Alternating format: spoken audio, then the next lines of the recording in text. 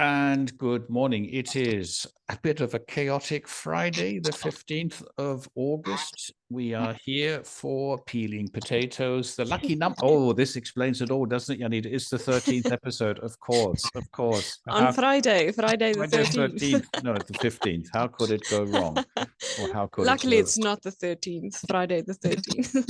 But we have one in September. Do you know that? No, I did not. Now I do. I think we have to move the peeling potatoes from the Friday to the Thursday. Anyway, we are here today in our virtual studio number 395.1.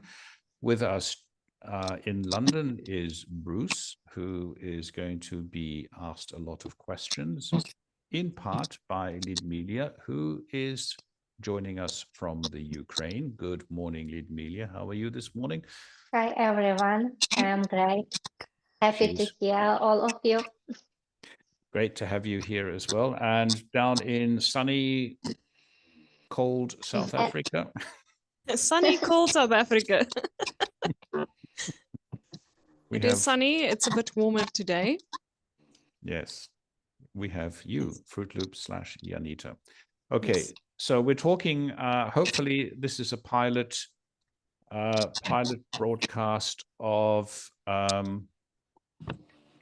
a topic that is very, very dominant in a lot of our minds, artificial intelligence. Bruce has been, Bruce, you were a university professor at South Bank University in London for a long time, talking about management, strategy, future thinking. You've added wisdom to your bow of subjects, and you spend a lot of time asking different artificial intelligence systems weird and wonderful questions, and they give you weird and wonderful answers. And then we can read about them or hear about them on LinkedIn. And so today we're going to start broaching the subject, and we're just going to jump into the pool, I think, because it is such a huge topic. Where do we start? How do we tackle this? What is your perspective on it?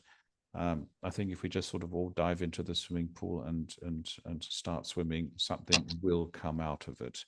So, Lidmila, would you like to open the discussion in some shape, size, or form with a question that you would like to ask Bruce? I was scared about it. Don't be scared. You're amongst friends here. It's okay. Bruce, I would like to ask, what was the most impressive for you when you used AI in your investigations? What was the most exciting exercise? It was exciting, Lidmila. Was it impressive? What impressed you the most? Most impressive. What was the most impressive aspect of AI when you started in this field, Bruce? Well, I'll have to go back and look at it, what the initial exercises were that I did on it, with it. But one of the early ones was I asked AI, could it tell me what Shakespearean plays were the most relevant today and to the future? And I thought its analysis and insights were incredible, given the fact that most of the AIs that I used didn't take more than 30 seconds to come up with these answers. It's just incredible what you can get out of it. Okay, there are some limitations and you have to be careful, but I think it's quite extraordinary the amount of coherent information that it can give you on an enormous variety of topics. I would say almost infinite variety of topics. Why did you choose Shakespeare? Well, that wasn't the original first exercise I did, but that was the one that came to mind. What I quite like to do with it is to take some of the classic material and literature and get it to reinterpret that for today and for the future. Yes, especially for the future. How does that work? I've no idea how AI does it. And it does it in relatively general terms, but it's always a starting point. If you wanted to ask some more details, it can do that. Were you surprised by the answers, or if going back to the Shakespearean plays? I mean, I presume you know your Shakespeare. Were you surprised by what it came up with, or was it more or less in line with your thinking? I'm not an expert, but it was in line with what I thought. Well, it was much better than I could do. And it was incredibly well structured. It was put into English. I guess it can use other languages, but it was put into English that was easy to understand. It wasn't journalistically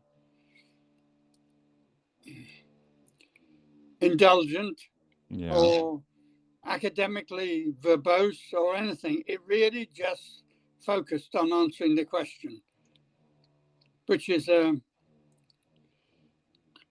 very useful facility to come across.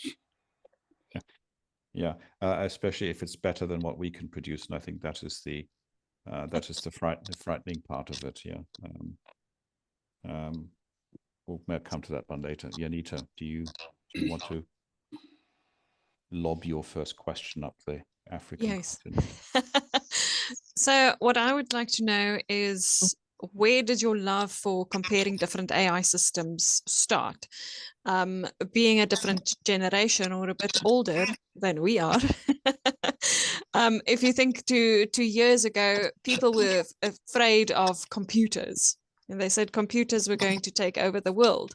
And then AI started and people said, don't worry about it. It's going to go away. Now it's not going away. It's just growing. So in your perspective or your generation, how do you interpret this? So how do you feel about the AI? Obviously, we know you love it, but where did your love for comparing different AI systems start? Well, I think I have to go back a bit, right to the beginning. I remember my mother always used to say, you're always asking questions. And perhaps because of that, or partly because of that, quite early on in my life and career, I got interested in future studies,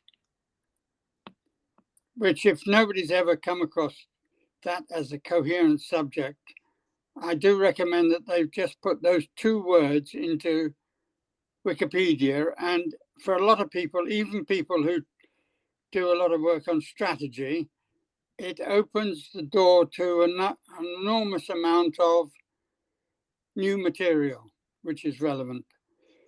Now, I'm not sure how I came across it, but I'm pretty well retired now, and I've been interested in lots of things.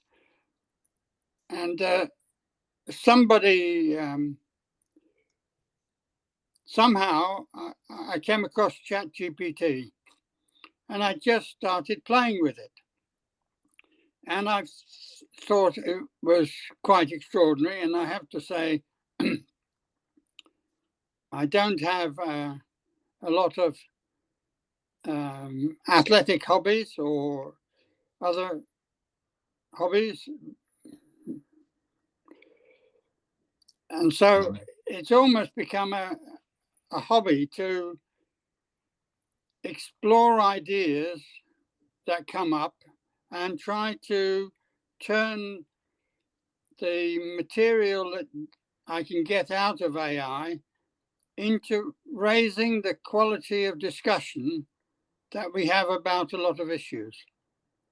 And that ranges from politics to ethics to all sorts of things. Of course, almost nobody takes any notice, but I do think that sooner or later, it really is going to have an incredibly profound effect, incredible effect on all sorts of lives. So how much time do you spend using AI per day? How much time do you spend on AI? Well, I think I'm perhaps one of these people who these days, for reasons that I might come out later, but I tend to go to bed early and get up early. And I suppose I must spend a couple of hours in the morning on it almost before I start doing anything else, because it's a quiet time. And at the moment, for what it's worth, I should mention this, that there is a quiet time happening, but the builders are in the flat below, and they have been producing an unbelievably noisy drilling sound for the last half an hour. It's stopped at the moment, but if it got going again, it would almost make it impossible. I mean, we couldn't hear each other before, and it's quite possible that we could hear too much of the drilling and not hear anything about what I would say. So I apologize in advance if that comes back. I think they're having the statutory morning coffee break, morning tea break, as prescribed by some union. Does that answer your question, food trucks? Yes, yes. Nearly. You raised an interesting comment. Raises the quality of discussion in many fields. Yep. Would you care to elaborate on that one, especially when it comes to politics and social issues and the general discussion, public discourse in general? I should say it can. Okay. My impression of so many political discussions, and I got involved in them originally in the 60s, and I got frustrated because they were the same discussions that we were having in the 70s, 80s, 90s, and every decade. And it didn't seem that we were moving forward very much. Now, what AI can do, it can summarize the issues incredibly well, in my view, and enable you to move on from that. So you don't spend as much time or very little time reinventing the wheel or going over new ground. You can focus on making progress and exploring new things. Yeah. And not having to justify yourself every 5 minutes or fending off an attack that you didn't want. Well, that's the other very valuable dimension to it.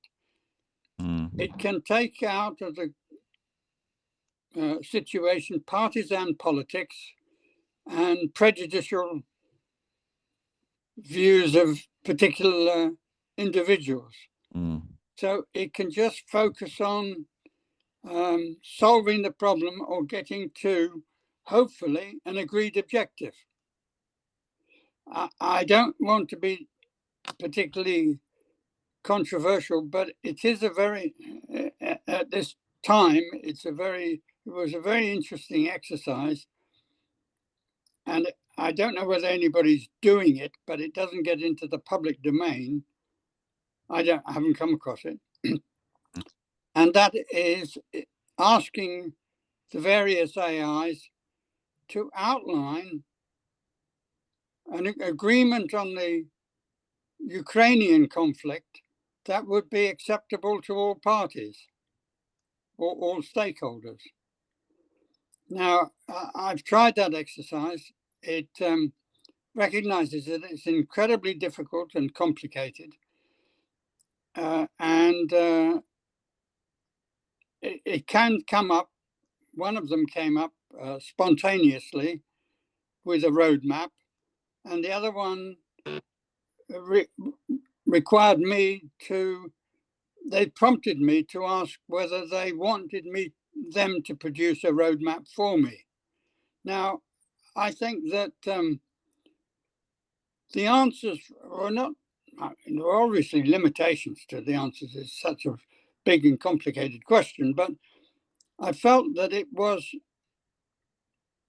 an incredibly valuable framework which sensible people could use as a way of trying to move forward. We'll see what happens, and I don't want to go into that in too much detail, but I just wanted to use it as an example in principle of how it could be incredibly valuable if it was used in the right way.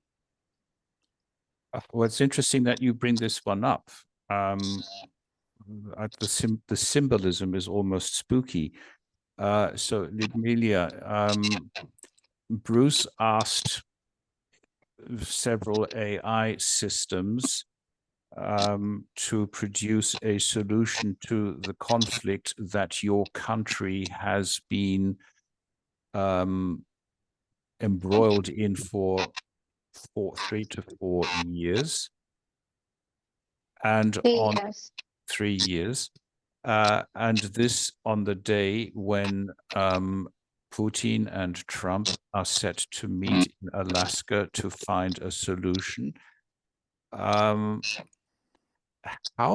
What is, if you want to speak about it, what is your reaction if AI systems could produce a solution that an acceptable solution that human beings cannot do for a multitude of reasons? How do you feel about that as a Ukrainian national talking to us on this rather momentous day? I think an AI have the opportunity to analyze a lot of things from the a lot of things what happened before, and it can't predict good solution, but from the people depends if it will be implemented or not. And I can cite it could be a good solution, but how it be implemented, it depends from people. That's a brilliant answer, because it can provide the solution, but the actual implementing is still a human decision, and that's where the conflict can, of course, continue or stop, depending. Yes, it could be brilliant solution, but how people can use it, it depends on the people. But if I can just add it can, of course, be incredibly helpful as well on the process of implementation. Yes. But because it takes out organizational politics, it's got its own agendas, okay. But even if you put in the Chinese one, the Musk one, and the ChatGPT, you've got it.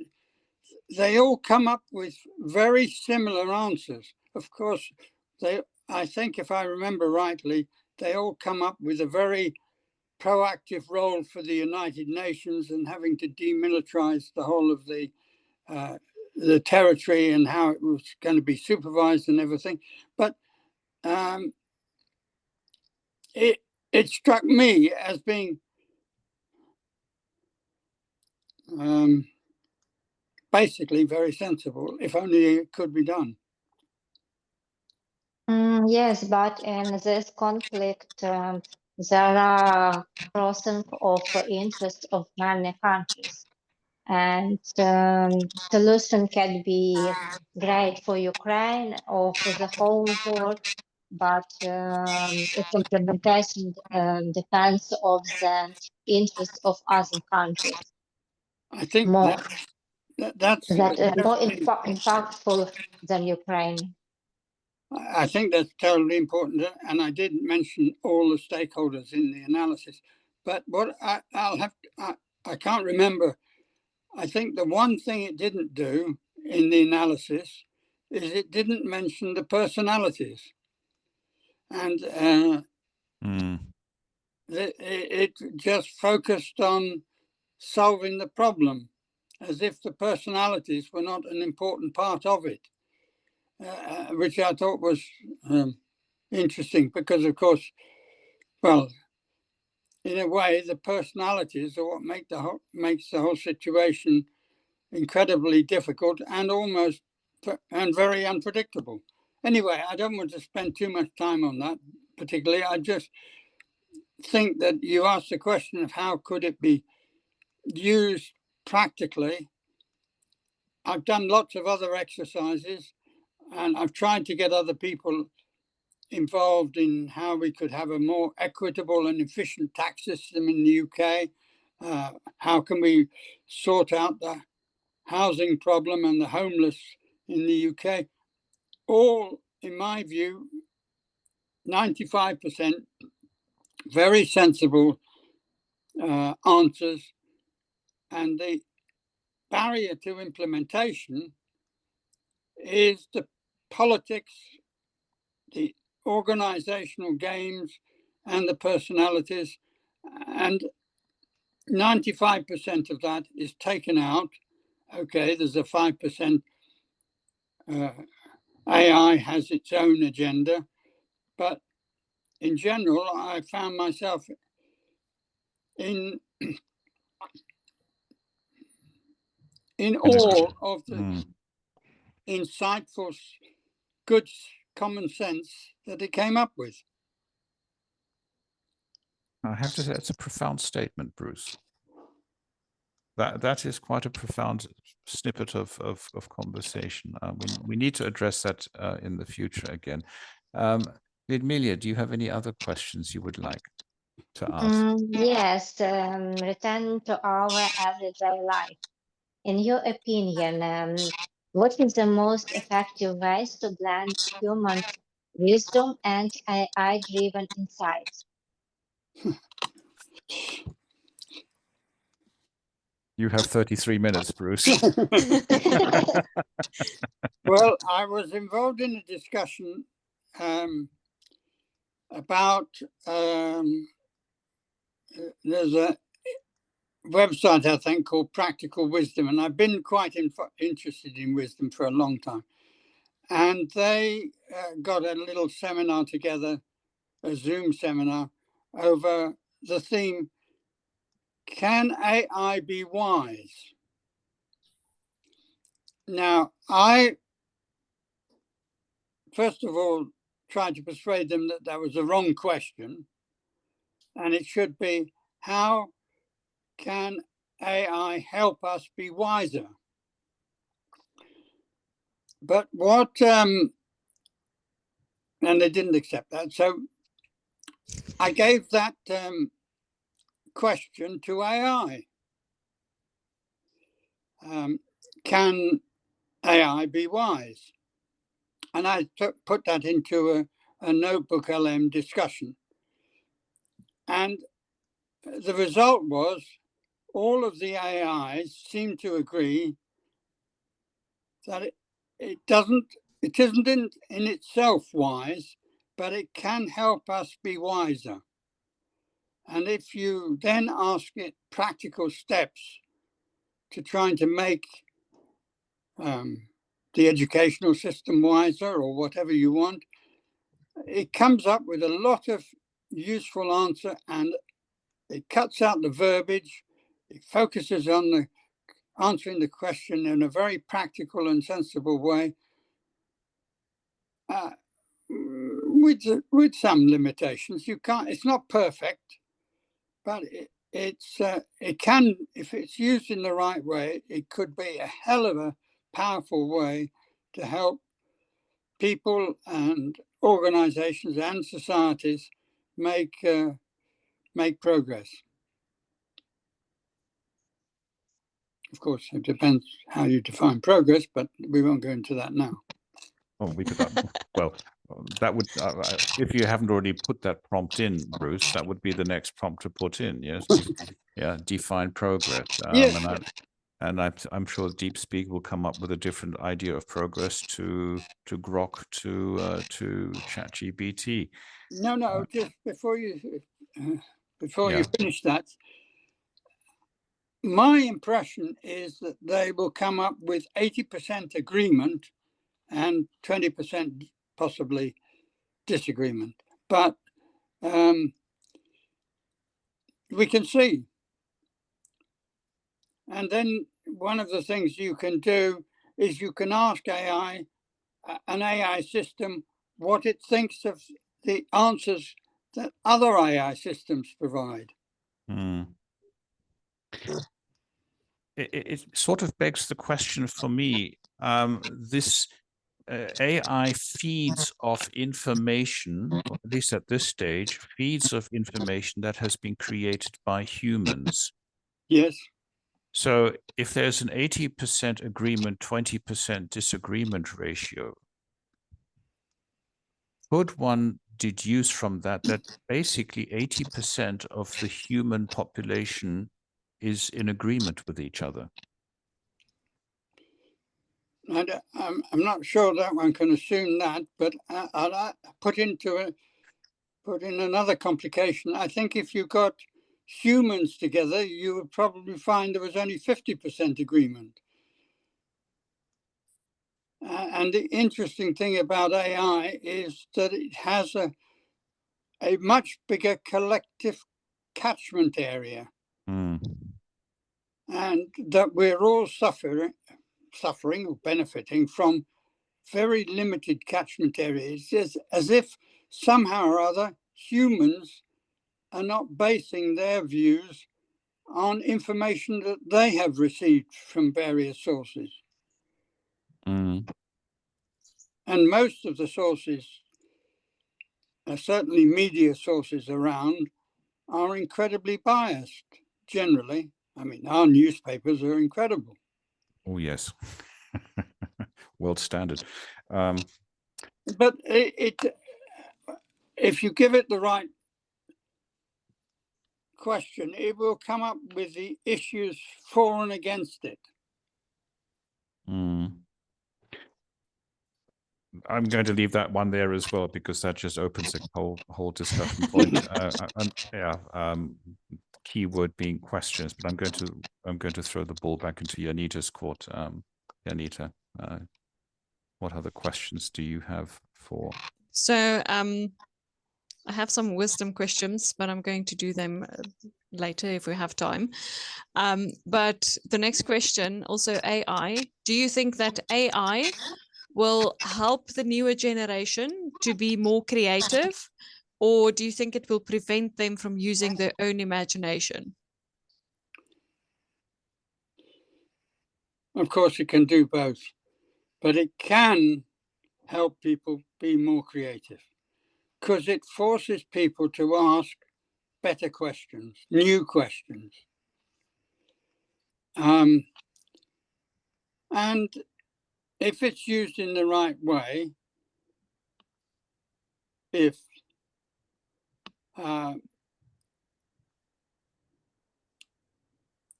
it can help the development of creativity and imagination inside the educational system. I'm not sure that the biggest challenge that all institutions have.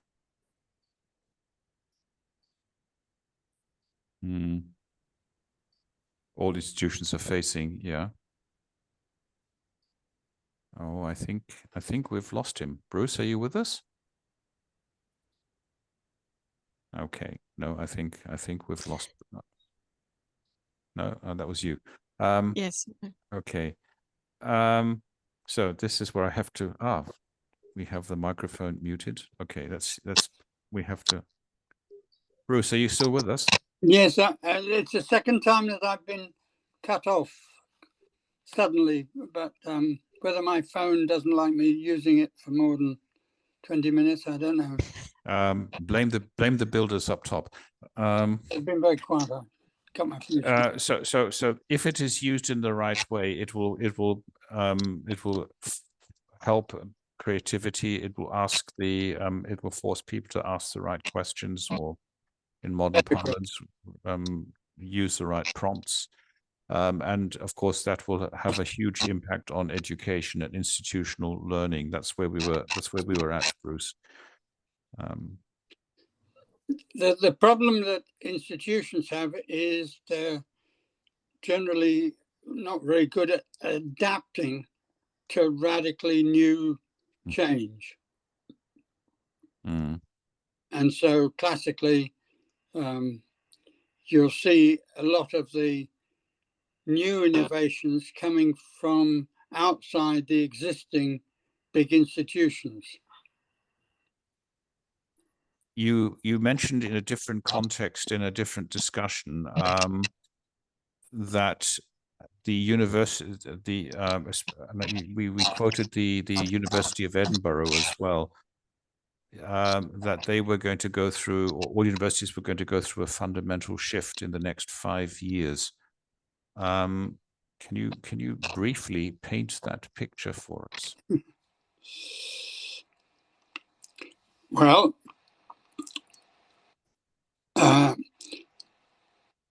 I can't do it in very briefly. All I can say is that I did get AI. I did ask it the question, how is AI likely to reshape universities over the next 5 or 10 years? And I think that exercise is a very good place to start, and it's a much better place to start than me rambling on for half an hour about it. Sorry to cop out, but if you want, universities do three things. They do research. AI is going to be incredibly useful for research. They do teaching / learning, and AI is going to be very, very influential for that. And they do personal development. That is not so much an explicit, that's more of an implicit part of the process, and it's not included in the league tables. But in many ways, it's the most influential. And that it can be, AI can be very useful. There are new AI agents that help you with mentoring, with all sorts of things, which can be very useful if the university can work out how to integrate it into what it's already doing. And of course, there will be plenty of people in the university for all sorts of reasons who won't want anything to do with it. Mm. So that isn't helpful. On a different level. I mean, I know where you're coming from, that because when ChatGPT was first introduced back in 22, I think it was, I was scared because I thought, well, this is the end of my work. And then I did what you did. I started playing with it, and I started learning how to use it, and I have adapted it and incorporated it into my daily work, and both Janita and I are both heavy users of ChatGPT in our processes and in our work. We couldn't be as effective as it is today. So it is really to accept it as a tool and to learn how to use it from a human perspective, and to make things even better than we could by ourselves, and certainly much quicker and cost effective. There That was is. a new site which somebody suggested to me recently, which I haven't fully explored, which looks fascinating, and I'm just interested to pass it on and get your view on it. It's called Manus, MANUS Yes. .ai. Yes. And Yes. I think that its initial site, classically, is very comprehensive and a bit complicated, which quite often happens. That was my first impression as well. And with ChatGPT, it's very simple. You can go straight into it and just put the question that you want. But I think that there is mind you, I could ask ChatGPT how to effectively use the Manus site, which ChatGPT is quite good at helping. It's a sort of verbal version of YouTube. Often there's a lot of YouTube. If you have a problem with something, you can usually go to a YouTube site and help sort it out. Anyway. Okay, but that's an interesting thought. Ask the main player how the competition works. You can expand that into. Oh, this is mind-blowingly expansive. Lidmila, back to you. Another question for Bruce. How AI can help deepen leadership, quality, and insight? How can AI help Deepen leadership? Okay. Sorry? Leadership. Deepen leadership. Oh, don't get me onto leadership.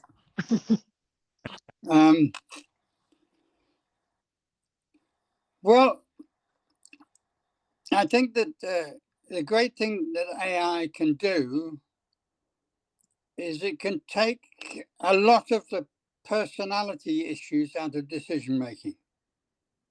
It can, but other people could use it to reinforce their personality position if they misuse it. Because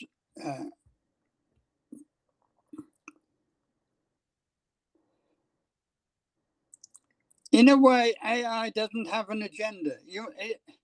It has some sort of implicit agenda, but it has far less of its own agenda than an awful lot of people who pretend to be leaders, where they're more interested in their own personal agenda than purpose. That's the other thing that is critical in leadership, I think, and we've seen it in recent decades, is that if you're driven by a sense of purpose, which there is a collective commitment to, your personality isn't so important. It's the purpose that's important. But in other situations we come across too often, it's the personality who wants to go down in history for some reason or another, rather than really a commitment to the purpose, although sometimes they hijack purposes in order to help their personal profile. In the end, it's all about much more about values and about how people relate to each other. On that issue, I've explored with AI a couple of other areas. One is, how do you reconcile, how do givers avoid being exploited by takers in a relationship? And I found that is quite an important and difficult area. And it came up with some very useful insights as to how this could be managed more effectively.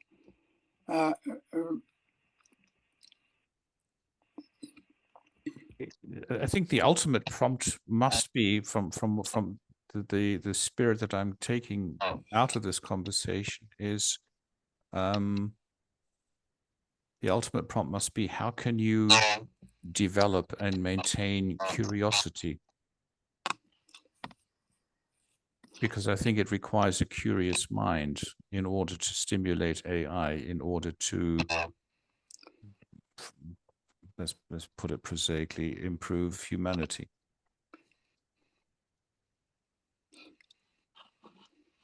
How Well, do you? Yeah.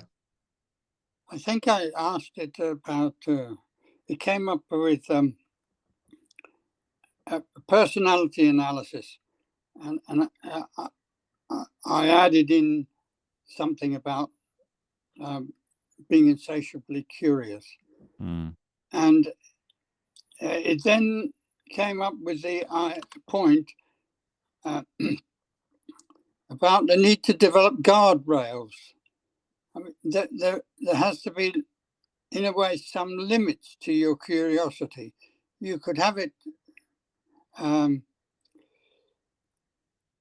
you can have it as an intellectual exercise, but a practical exercise that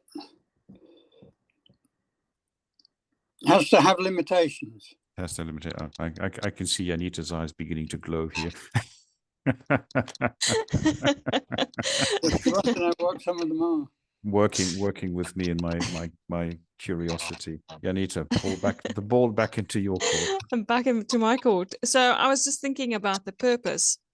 And so when I have a class with students, for example, I will ask them a question, and they would type this question into ChatGPT, and I've checked this. I would type my own question into ChatGPT and read the answer, and they would read the exact answer that ChatGPT gives them. So the purpose of the question is to get them to think and to give me their own answer, but now they read something that ChatGPT threw out. What do you think about that? Are they using it in the correct way, or? Okay. Well, you start off with asking them whether they agree with it and why. And yes, this is the question that you can quite often ask ChatGPT as well. You've got to force it to think about it, not to just give you a formalized answer. Let me give you another example, because there are limitations, and it shows the limitations. Partly because of this anniversary, this horrific anniversary of Hiroshima, I asked AI systems whether it thought the dropping of the atomic bomb on Japan was justified, and would they have recommended it? Now, they all did a very good analysis of the pros and cons of the issue, and some of them opted out altogether in whether or not they would have recommended it. They kept on saying, I'm an AI system, I can't get into these sort of things. I don't have a view. But they didn't all do that. And in particular, ChatGPT, I thought, wrote a very, after being prompted, wrote a very insightful, it was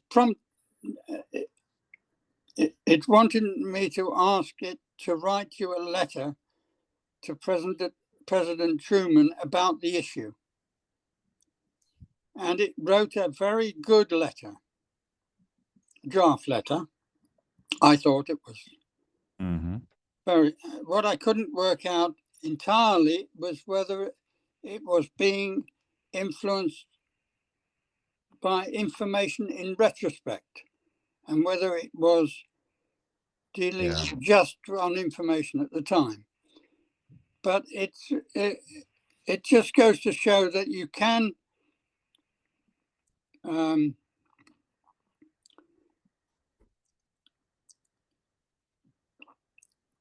it doesn't give you all the answers, but it helps you make progress with asking better questions.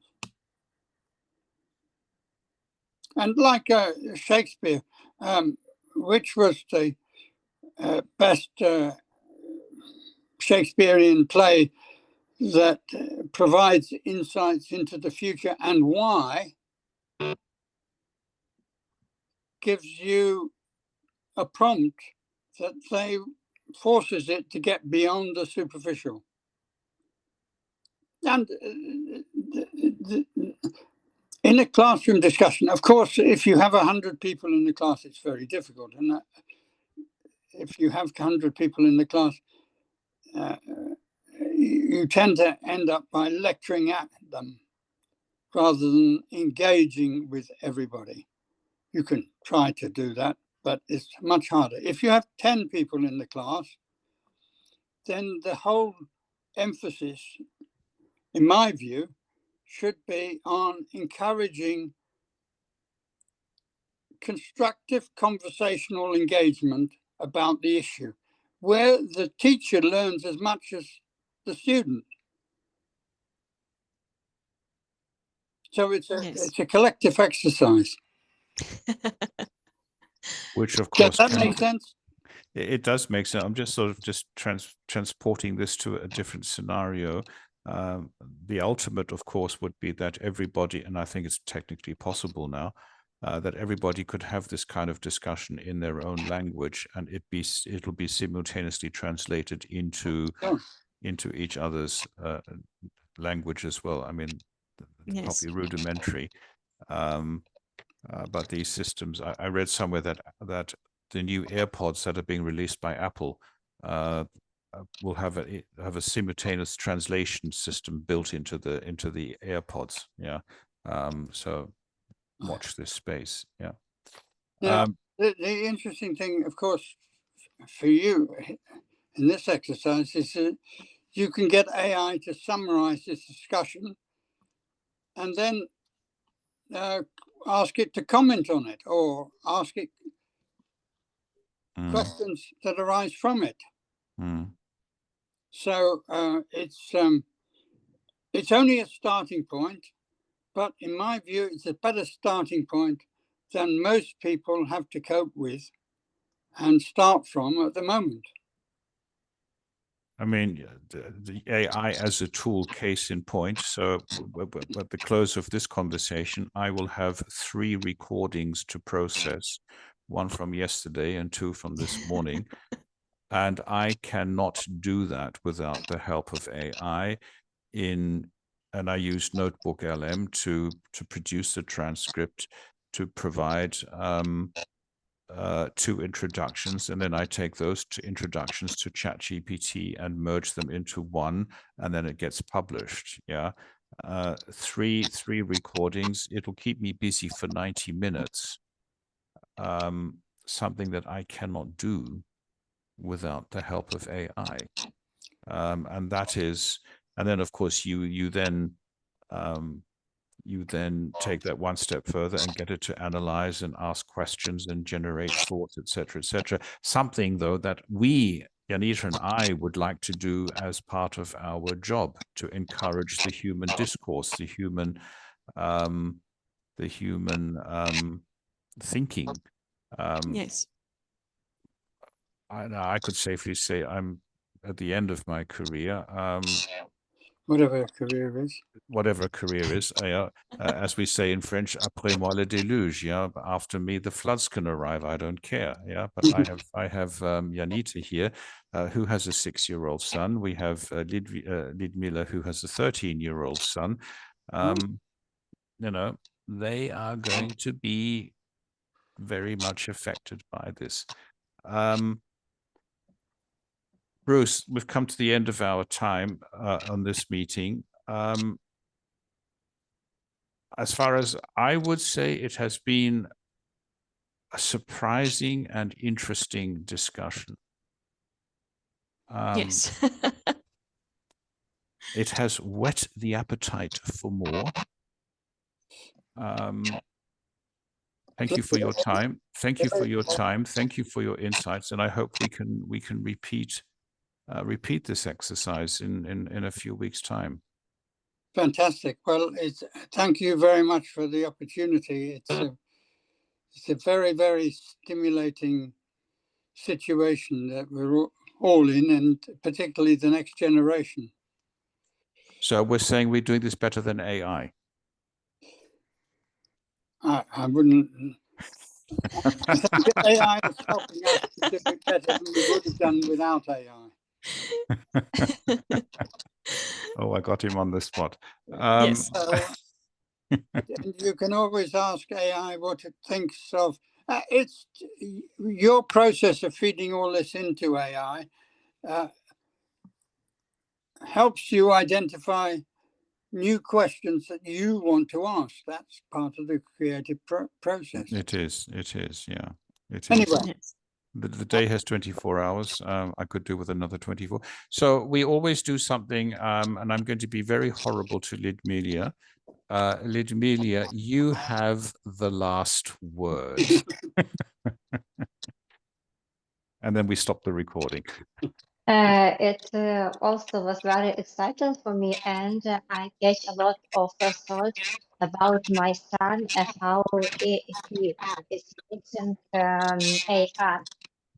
And my last thought is that in school, teachers should motivate people, children, not to give the right questions because they go to the ChatGPT and ask, write me the right question. But they should stimulate, as Anita told, their opinion and investigate their interest, because AI very helpful in this area. You follow your interest and AI is helping you, and how your area of your interest can be helpful in your future life. Yeah. Yes. Very true.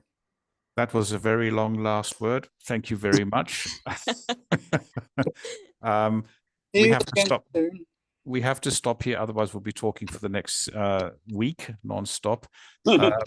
I hope that we can meet in this constellation again in a couple of weeks. I certainly would welcome it. Yes. Thank you, Bruce in London. Thank you, Lidmila in the Ukraine. Ukraine. Thank you, Janita in South Africa. It was a brilliant discussion. We'll meet each other again soon. Thank you. Bye-bye. Take care. Bye-bye.